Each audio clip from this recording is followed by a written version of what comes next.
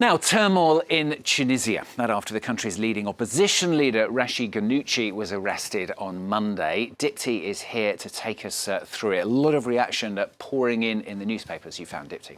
That's right, Stuart. Rachid Ghannouchi is indeed leader of the main opposition party in Tunisia, the Ennahda party. On Monday, he was arrested. On Tuesday, Tunisian authorities moved to shut down the party's offices across the country. So striking a very big blow to one of Tunisia's major opposition parties.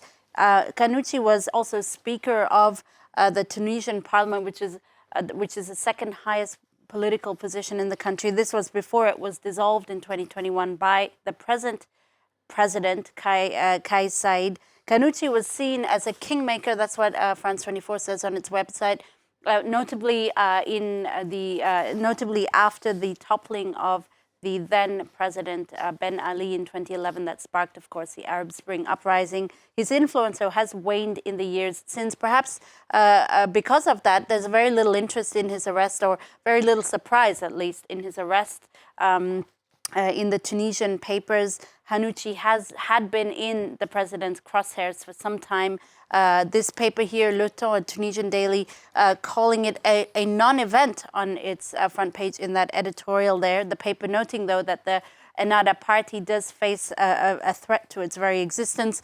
There's another interesting analysis piece from Capitalis, that's a Tunisian news website, which notes that Ghannouchi no doubt believed that he was sort of invincible, but the paper says they would have preferred to have seen him face justice for scandals, including notably the security protection that his party is accused of having provided to the assassins of two Tunisian politicians assassinated in 2013. On the other hand, the paper also notes that this move by the Tunisian president is also a mark or a sign of his autocratic plans or his autocratic vision. Stuart. Dipti's found us a fascinating story before, I'd not heard of. In the Spanish paper, this, Pais, it accuses Saudi Arabia of having tried to bribe academics in a bid to boost the rankings of Saudi universities. Yeah, it's in El Pais, as you said there, the Spanish daily today. This article says that a renowned scientist, Mira Petrovic, says she was outraged after Saudi authorities offered her, but she refused, 70,000 euros in her bank account in exchange for registering her main place of work as Saudi Arabia. In return, she would have been obliged to travel there a couple of times in the year.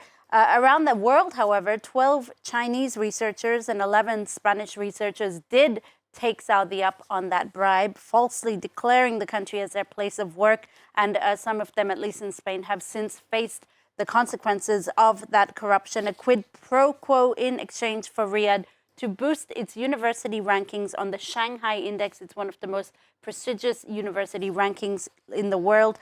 El Pais is really outraged by what it sees as sort of sneaky practices, reminding us today that Saudi Arabia is a, quote, Islamist dictatorship which practices the death penalty on dozens of people every year, including beheadings and even crucifixions. Stuart. Sri Lanka now for this next story. The cash-strapped country must pay its debts to China, but it is lacking in cash. So the country is going to pay China in what, Dipti? Tell us. It's going to pay China in macaque monkeys, Stuart. These monkeys, actually, they're called tok macaques. They're endemic to Sri Lanka. And now seen as a form of payment. It's a rather unusual form of debt repayment, and one which critics say is also proof of China's quest to plunder resources across the world through its Belt and Road Initiative. It's sometimes called the New Silk Road. The ambitious land and maritime infrastructure project has sparked concerns of exactly what's happening here, what people call debt entrapment of countries to China. Sri Lanka's embattled government has agreed to send 100,000 macaques to China. The Times explaining that it could actually be a win-win for politicians in Sri Lanka because the monkeys are, farmers consider the monkeys a nuisance, and the fact that their numbers have multiplied so quickly mean also that the monkeys are no longer so fearful of humans. So it's kind of a way of getting rid of excess monkeys on the island. But in the Sri Lankan press, there is a lot of concern about what exactly will happen to these monkeys in China. China says officially that they will be housed in zoos, but many wildlife campaigners and this former politician here says that there's a good possibility they could end up in labs to be used for testing, which would be a very, very sad fate for these monkeys. Yeah, not so good, not so good.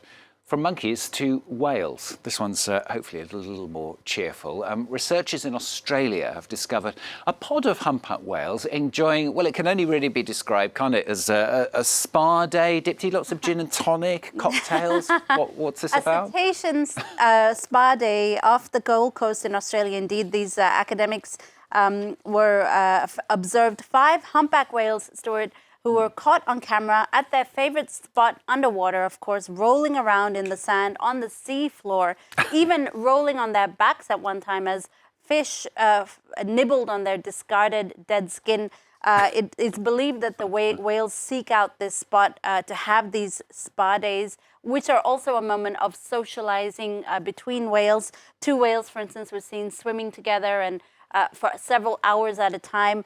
Researchers are hoping to use this information to learn more about 2 competing pods of humpback whales who use this very spot in the Gold Coast for these purposes of socializing. Very cute.